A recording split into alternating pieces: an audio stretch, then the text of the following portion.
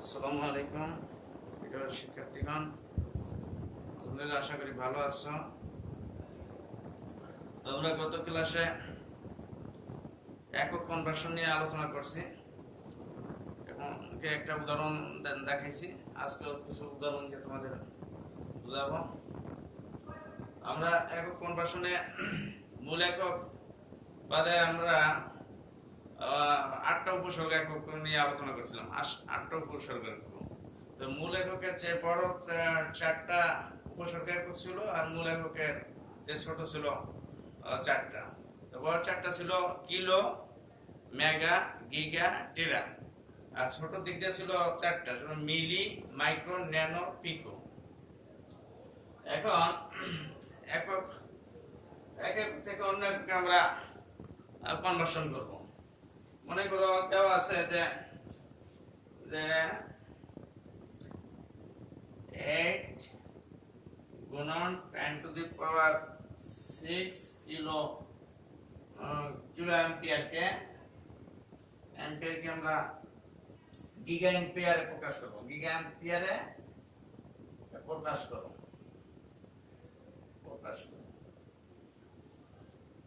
এখন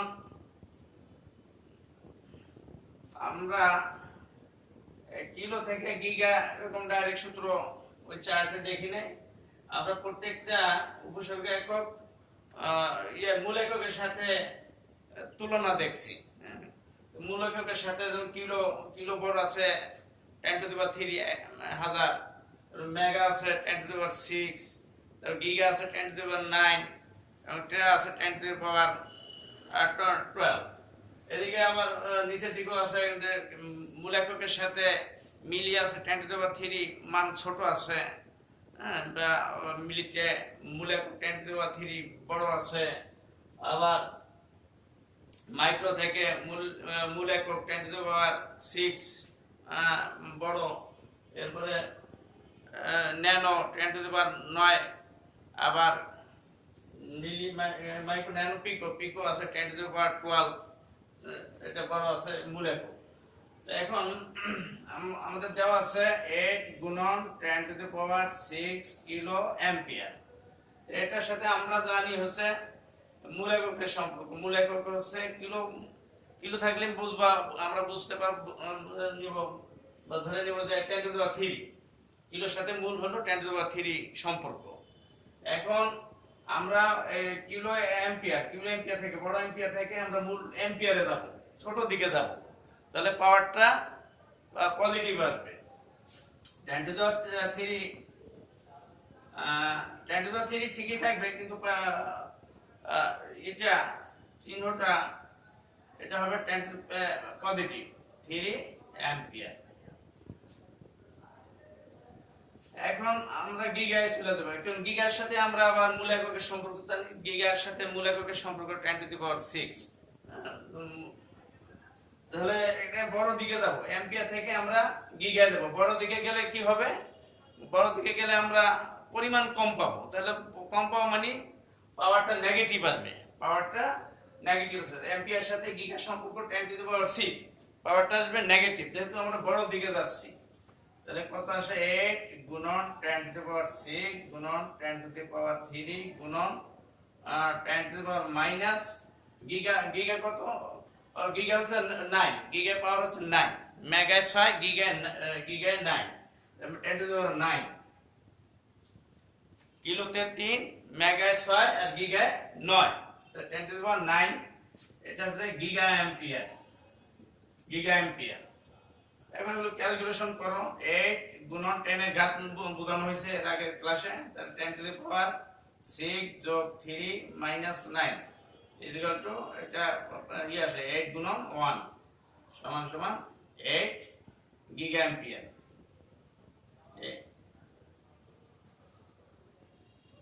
giga ampere.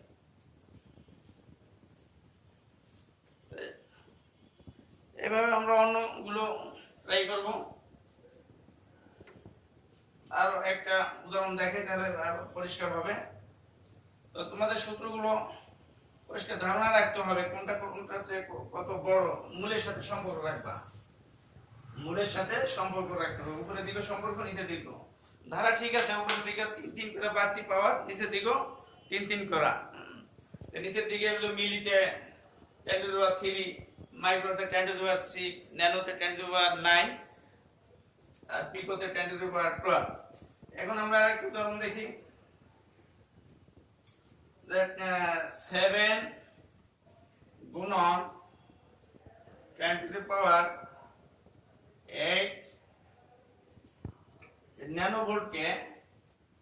ন্যানোভোল্টকে মিলিভোল্টে প্রকাশ করো।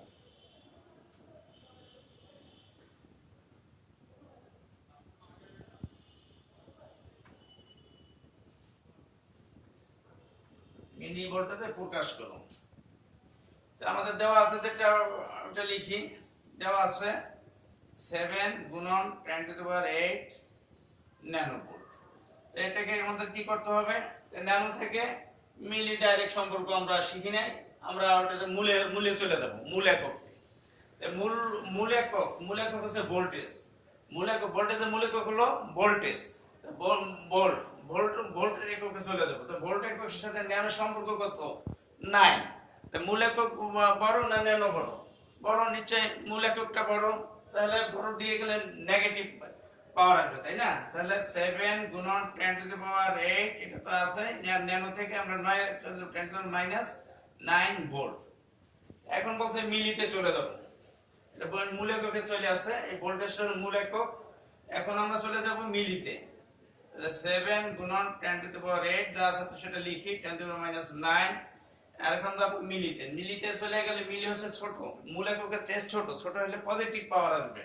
10⁻, মিলিতে 3 পাওয়ার, 3 মিলি volt. তাহলে এখন পাওয়ার একত্র করো, 10⁻8 - 9 + 3 রেজাল্ট কত আসে? 7 গুণন 10⁻2।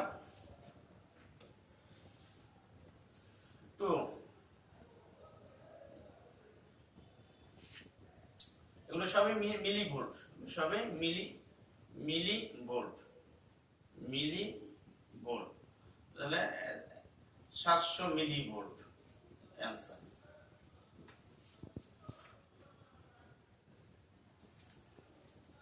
আর একটা উদাহরণ দিয়ে আমরা শেষ করব।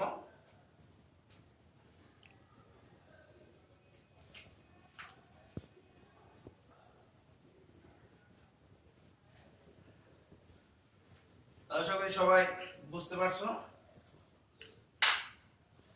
মনে করো দেওয়া আছে যে 6 গুণন 10⁻12 মাইক্রো ওহম কে মেগা ওহমে প্রকাশ করো। মেগা ওহমে প্রকাশ করো। তাহলে এখানে দেওয়া আছে, এখানে আমরা মাইক্রো থেকে মেগায় যাব, তাই না? তাহলে আগে মেগায় দেওয়া যাবে না, আগে যাব আমরা মূল এককে। তাহলে দেওয়া আছে 6 গুণন 10⁻12 মাইক্রো ওহম। এটাকে আমরা মূল এককে যাব। মূল একক হচ্ছে ওহম। তো ওহম আর মাইক্রো ওহম, মাইক্রো দেখলেই ওটা বুঝবো যে আমরা এখানে পাওয়ার 6 আছে, মিলিতে 3, মাইক্রোতে 6। তো এখন মূল এককের দিকে মূল একক বড় দিকে গেলে 6 হবে নেগেটিভ, তাই না? 6 গুণন 10⁻12 গুণন 10⁻⁻6 ওহম। এরপরে এখন মূল একক থেকে আমরা মেগায় চলে যাই। মেগার সম্পর্ক তো আমরা জানি। মেগা পাওয়ার কত? মেগা পাওয়ার হচ্ছে 6, মেগা পাওয়ার 10⁻6। এখন মূল একক হচ্ছে ওহম, আর আমাদের উপসর্গ একক হচ্ছে মেগা ওহমে যাব। তো মেগা 10⁻6 বড়টা গেলে নেগেটিভ পাওয়ার, তাই না? তাহলে 6 গুণন 10⁻12 গুণন 10⁻⁻6 ওহম এটা ছিল। এরপর মেগা যাব, মেগা হচ্ছে 10⁻6, মেগা হচ্ছে বড় একক, মান হবে নেগেটিভ, এত মেগা ওহম। কত আসলো? 6 গুণন 10⁻12 - 6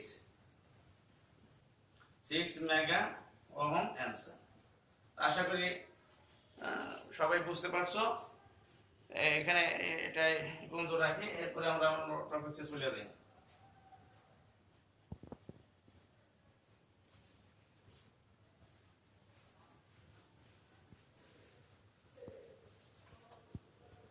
আমরা এখন চ্যাপ্টার 2 আলোচনা করব। অধ্যায় 2 আছে হচ্ছে পরিবাহী। অধ্যায়ের নাম হচ্ছে পরিবাহী।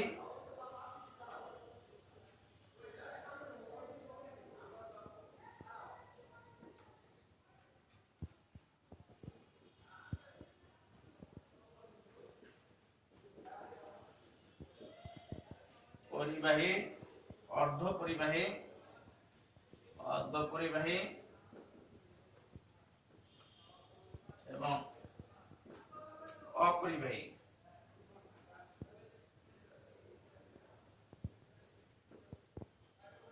অপরিবাহী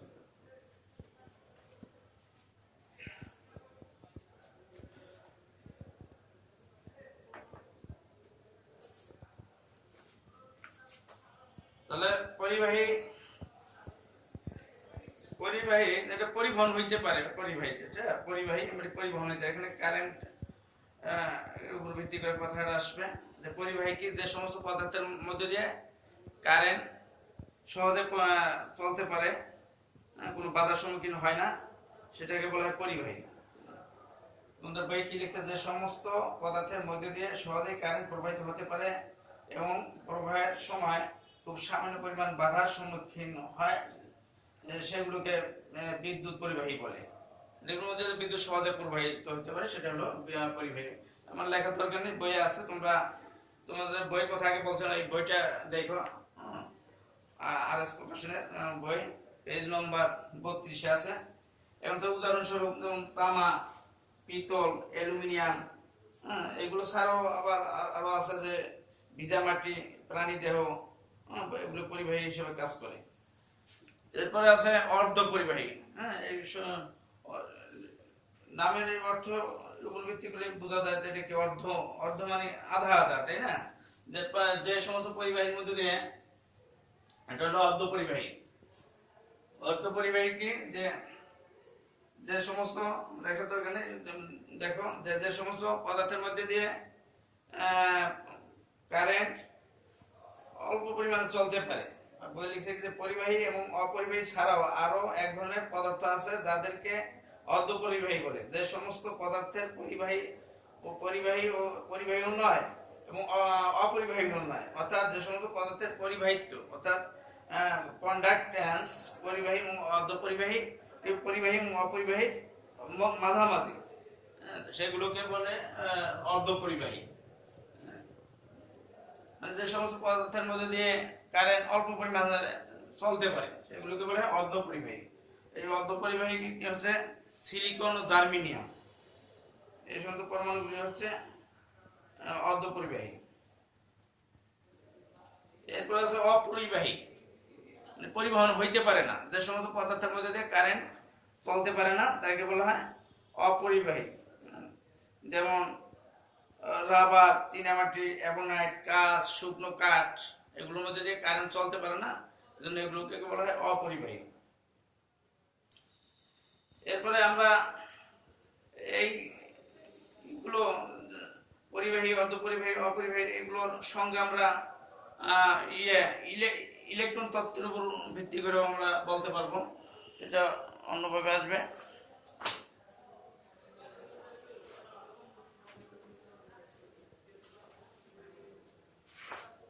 ইলেকট্রন তত্ত্বের উপর ভিত্তি করে পরিবাহী অপরিবাহী এগুলোর সংজ্ঞা।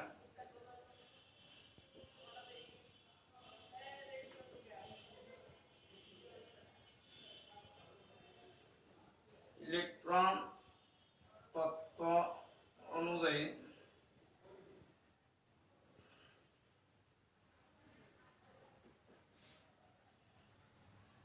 পরিবাহী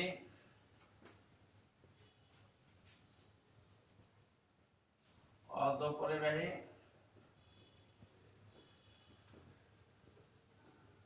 এবং অপরিবাহীর সংজ্ঞা।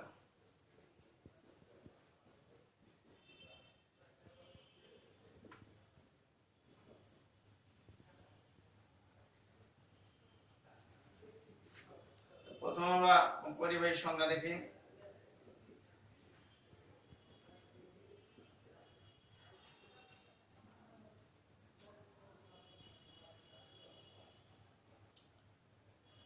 এখানে একটা শব্দ হচ্ছে ভ্যালেন্স ইলেকট্রন।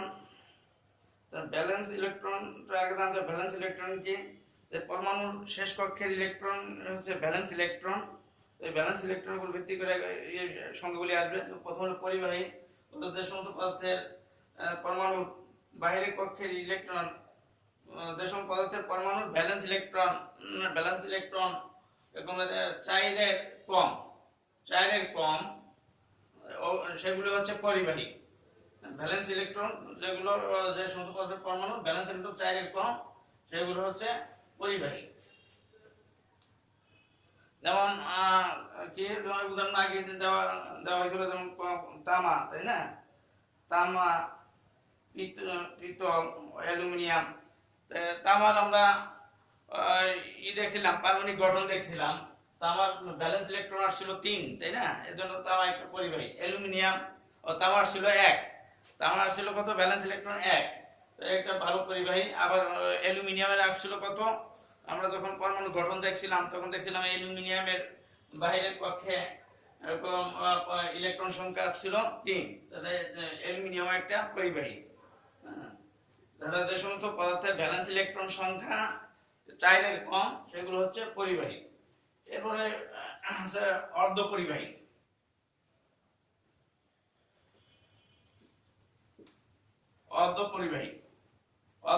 পরিবাহী হলো যে সমস্ত পদার্থের পরমাণুর ভ্যালেন্স ইলেকট্রন সংখ্যা 4 এর সমান, মানে 4 ফুলফিল, 4 এর সমান, সেগুলোকে বলা হয় অর্ধ পরিবাহী।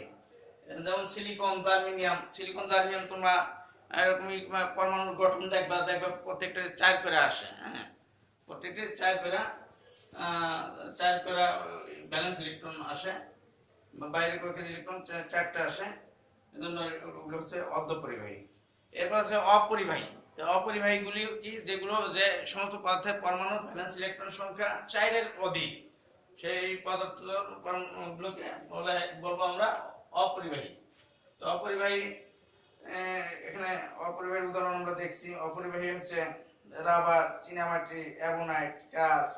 হ্যাঁ, এগুলো হচ্ছে অপরিবাহী।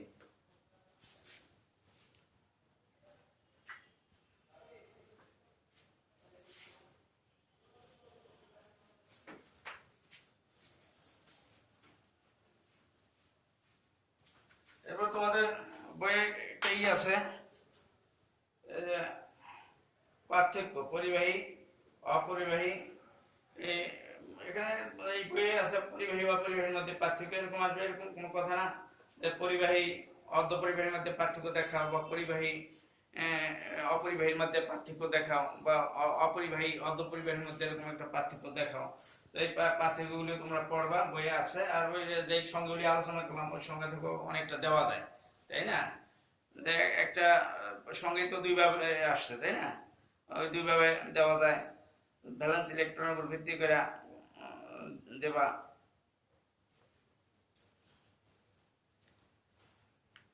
এরপরে আমরা চলে যাই 2.4 টপিকসে।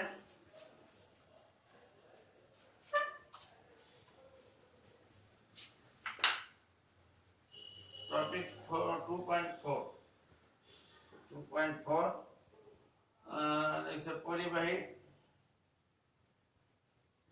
পরিবাহী রেজিস্ট্যান্স যে সকল বিষয়ের উপর নির্ভরশীল। টপিকটার নাম হচ্ছে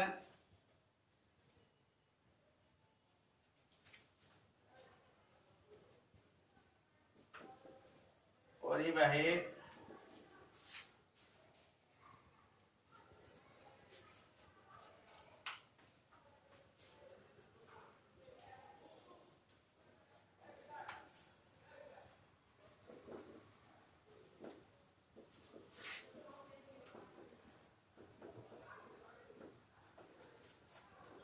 রেজিস্ট্যান্স যে সকল বিষয়ের উপর নির্ভরশীল।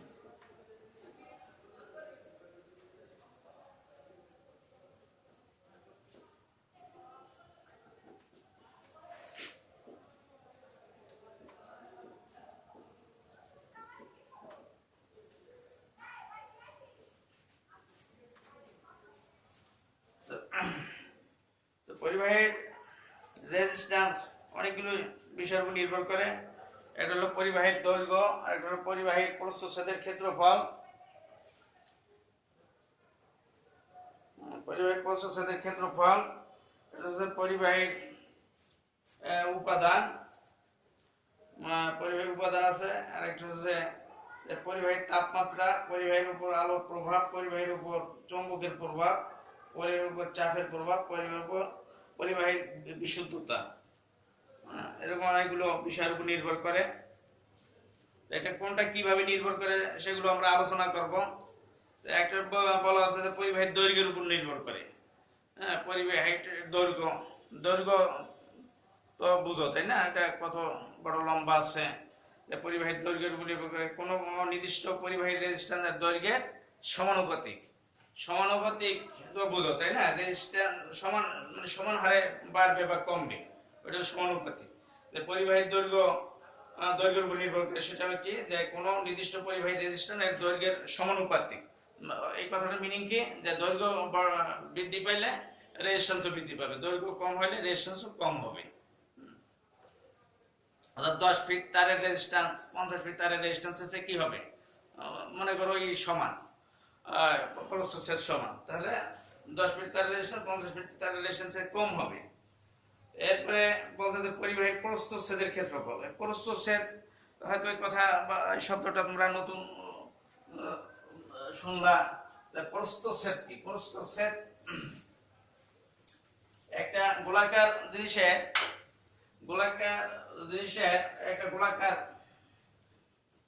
মনে করো তার আছে, এই পাশের যে অংশগুলো, পাশের যে অংশ, বৃত্তাকার যে অংশ, এই অংশগুলো হচ্ছে প্রস্থচ্ছেদ।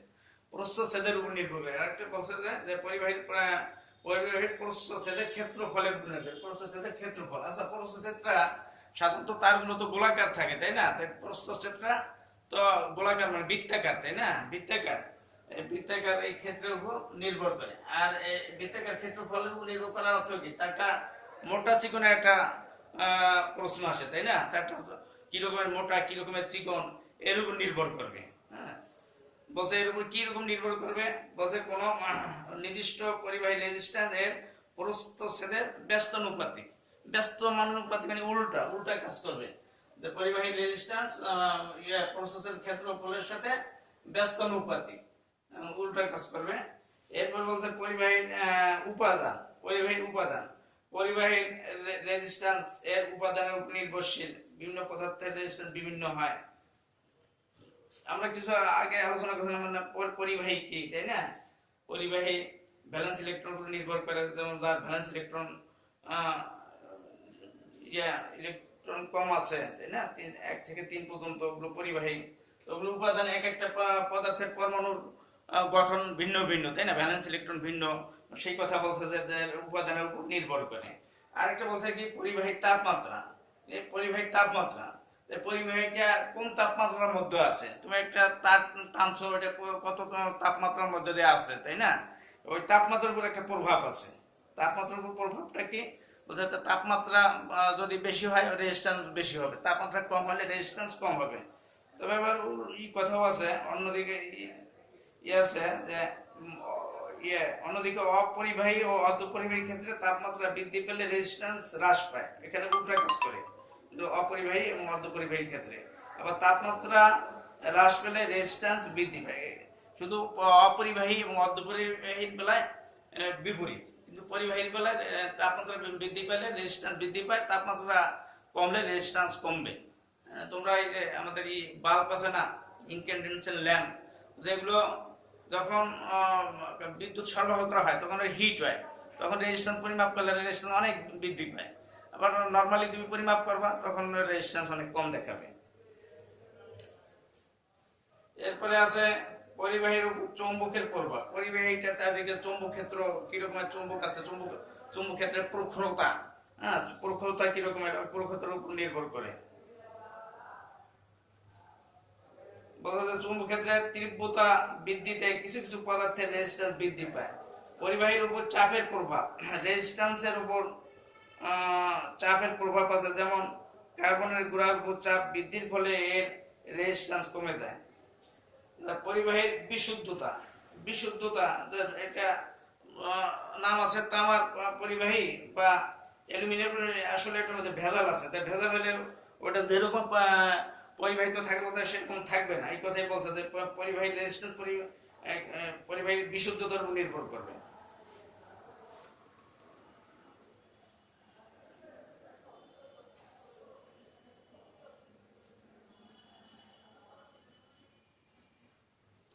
এবং রেজিস্ট্যান্সের সূত্র, তো সূত্র আর কিছু না, আমরা যে সমস্ত আমরা পড়ছি যে পরিবাহী রেজিস্ট্যান্স যে সকল বিষয়ের উপর নির্ভর করে ওগুলি কিছু টপিকস হলো সূত্র আকারে আসছে। যে প্রথম সূত্র রেজিস্ট্যান্সের সূত্র,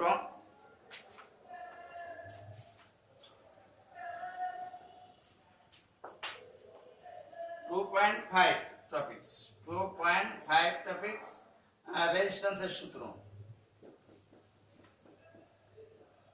রেজিস্ট্যান্সের সূত্র, রেজিস্ট্যান্সের সূত্র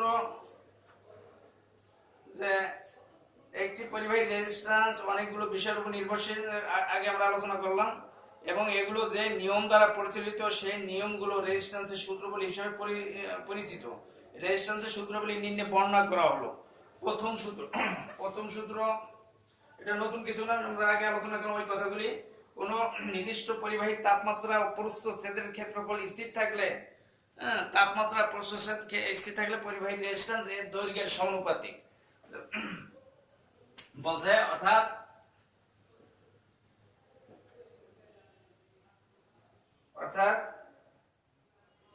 আর সমানুপাত এল। যখন একটা সমীকরণ বলছে এখানে কনস্ট্যান্ট কি বলছে, এখানে কনস্ট্যান্ট প্রস্থচ্ছেদের ক্ষেত্রফল এবং তাপমাত্রা, এই দুইটা কনস্ট্যান্ট।